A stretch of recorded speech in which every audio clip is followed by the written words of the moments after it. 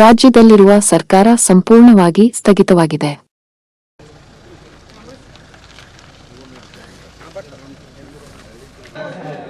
ಕಾಂಗ್ರೆಸ್ ಪಕ್ಷ ಈಗ ಒಂದು ರೀತಿಯಲ್ಲಿ ಗೊಂದಲದ ಗೂಡಾಗಿದೆ. ಅಧಿಕಾರದ ಆಸೆ, ವಿಪರೀತ ಅಧಿಕಾರದ ಆಸೆಯಿಂದ ನಾಯಕರಲ್ಲಿ ಗುದ್ದಾಟ ಶುರುವಾಗಿದೆ.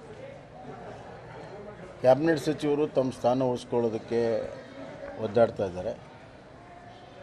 ಇನ್ನು 3 ಸತಿ ಆರಿಸಿ ಬಂದವರು ನಾವು ಮತ್ತೆ ಕ್ಯಾಬಿನೆಟ್ ಸಚಿವರಾಗಬೇಕು ಅಂತ ಅವ್ರ ಪೈಪೋಟಿ ಇದೆ.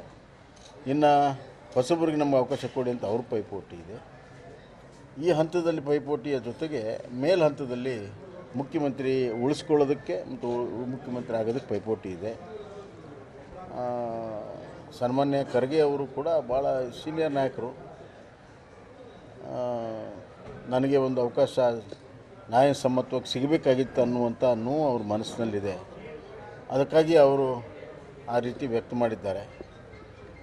ಪ್ರಶ್ನೆ ಇಲ್ಲೇನು ಅಂತಂದರೆ, ಸಿದ್ದರಾಮಯ್ಯ ಮತ್ತು ಡಿ ಕೆ ಶಿವಕುಮಾರ್ ಅವರು ಹೈಕಮಾಂಡ್ ಅಂದರೆ ರಾಹುಲ್ ಗಾಂಧಿ, ಸೋನಿಯಾ ಗಾಂಧಿ, ಖರ್ಗೆ ಅಂತಾರೆ.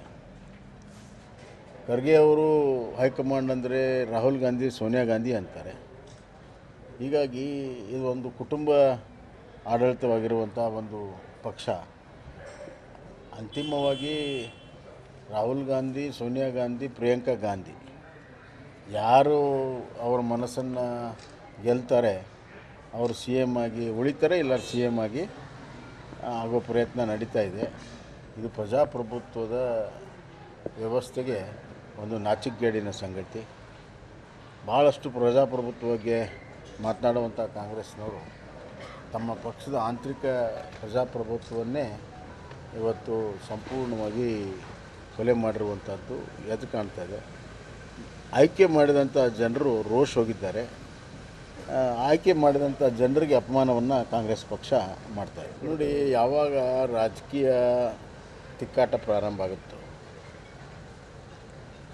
ಸರ್ಕಾರ ಸಂಪೂರ್ಣವಾಗಿ ಸ್ಥಗಿತ ಆಗುತ್ತೆ. ಈ ಸರ್ಕಾರ ಸಂಪೂರ್ಣವಾಗಿ ಸ್ಥಗಿತ ಆಗಿದೆ.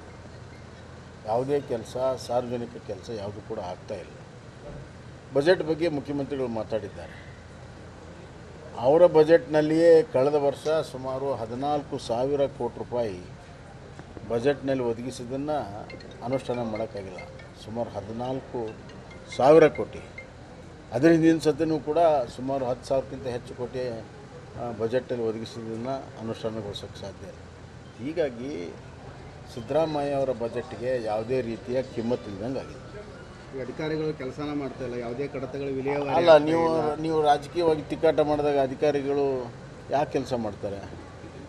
ನನಗೆ ಗೊತ್ತಿದೆ, ಆಂತರಿಕವಾಗಿ ಸಿ ಎಮ್ ಒಂದು ಹೇಳಿದ್ರೆ ಡೆಪ್ಯೂಟಿ ಸಿ ಎಮ್ ಇನ್ನೊಂದು ಹೇಳ್ತಾರೆ. ಅದಕ್ಕೆ ಅಧಿಕಾರಿಗಳು ಹೆಂಗೆ ತೀರ್ಮಾನ ಮಾಡ್ತಾರೆ? ಕಂಟ್ರೋಲ್ ತಪ್ಪಿಬಿಟ್ಟಿದೆ ಅಂತೀರಿ ಸಚಿವರಿಗೆ? ಸಂಪೂರ್ಣವಾಗಿ ಸರ್ಕಾರ ನಿಂತೋಗಿದೆ. The government has stopped, full stop, completely. ಜನರಿಗೋಸ್ಕರ, ಜನರ ದೃಷ್ಟಿಯಿಂದ ಈ ಸರ್ಕಾರ ಜೀವಂತವಾಗಿಲ್ಲ. ಅಧಿಕಾರಿಗಳು ಏನು ಕೆಲಸನ ಮಾಡ್ತಾಯಿಲ್ಲ, ಬರೀ ಇವ್ರ ಮೇಲೆ ಅಲ್ಲರಿ. ಅಧಿಕಾರಿಗಳು ಹೆಂಗೆ ಕೆಲಸ ಮಾಡ್ತಾರೆ? ಯಾವುದೂ ನಿದರ್ಶನ ಇಲ್ಲದೆ, ನಾಯಕತ್ವದ ನಿದರ್ಶನ ಇಲ್ಲದೆ ಮಾಡೋಕ್ಕೆ ಸಾಧ್ಯನೇ